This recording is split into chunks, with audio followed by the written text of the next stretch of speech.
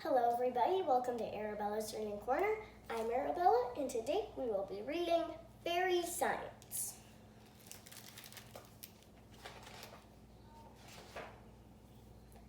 Esther does not believe in magic. This is unusual because Esther is a fairy and fairies are all about magic. They use magic wands and they mix magic potions. Some fairies even make magical fairy dust. Shaboom! Esther is pretty sure that's just dandruff.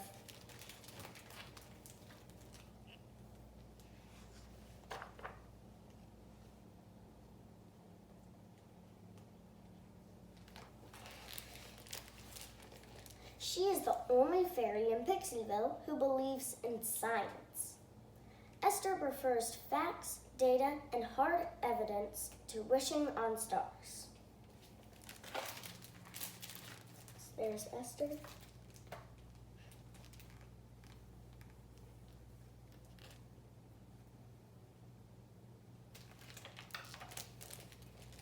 Unfortunately, the only thing they teach in fairy school is magic. Class is very frustrating for Esther. Fairies were born when a drop of rain passed through a rainbow and landed on a flower bud. When the flower bloomed, the first fairy took flight. That's what the teacher is saying.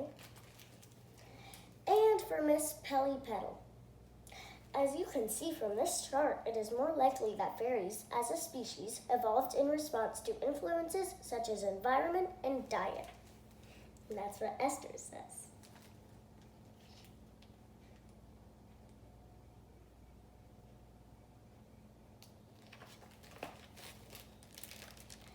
Esther can't help observing the world differently from everyone else.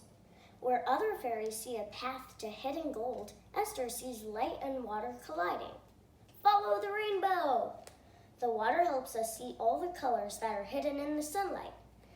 That's dispersion. Where they see a dangerous omen, she sees condensation. When the temperature is just right, water droplets are suspended in the air.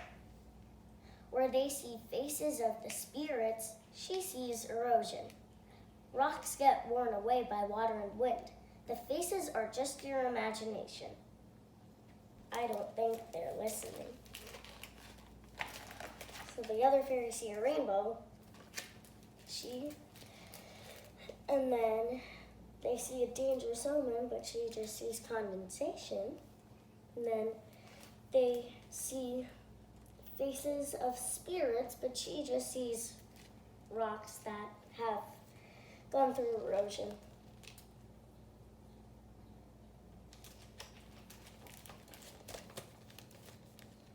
Esther can't wait to teach the scientific method to her fairy mates. Ask a question. Do some research to find out more. Make a hypothesis, a fancy word for guess. Do experiments. Study the results. Draw a conclusion. Eureka! Or you could just do magic.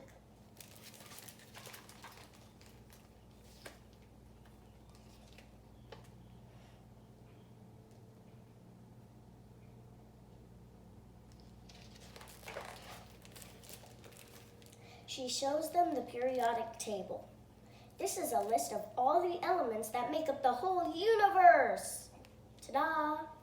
No, not all of them. Where are the dreams and wishes and sunshine? She even demonstrates gravity. Whee! Gravity is why things fall down instead of up. But we can go up, so we must be magic.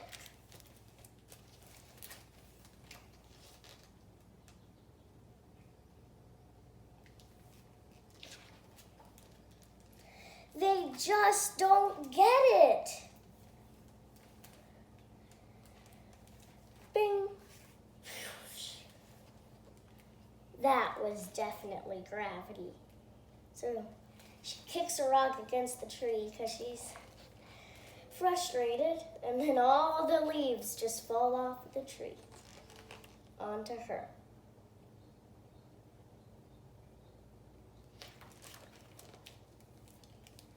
And there is definitely something wrong with this tree. It's wilting. Alakazoo! The fairies do their best to help. They cast spells. They make magic talismans. They even do a mystical moonlight dance.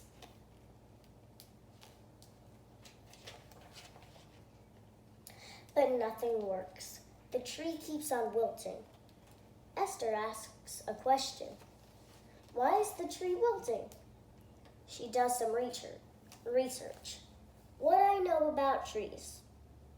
They have leaves. They have roots. They are pretty. They grow out of dirt. She makes a hypothesis. What does the tree need to grow? Soil, water, air, hugs. She tries some experiments.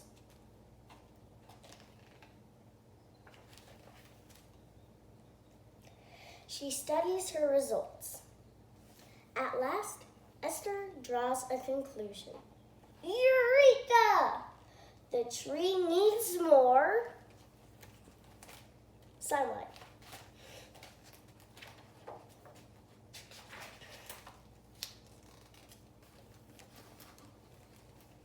So she's flying up. Sun! Simbalahu, Simbalahi. I'm doing some magic to save this tree. And that's what Esther's teacher is trying to save the tree with magic, but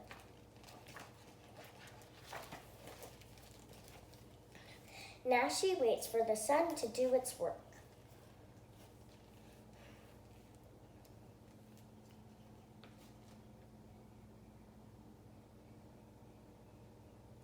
So she goes through all the seasons with the tree: spring, summer, fall, winter. It took a while, but the tree is looking positively perky. She did it! Esther has proven the power of science. At least she thought she did. Miss Pellypetal did it! Magic saved the tree! So nobody believes that Esther actually saved the tree. They all think the teacher did it. She might not have changed the other fairies' minds. Hip, hip, hooray! Sigh. But Esther has inspired some questions. How did you do that? Can you teach us science? So some fairies did believe her. And that's where every good scientist starts.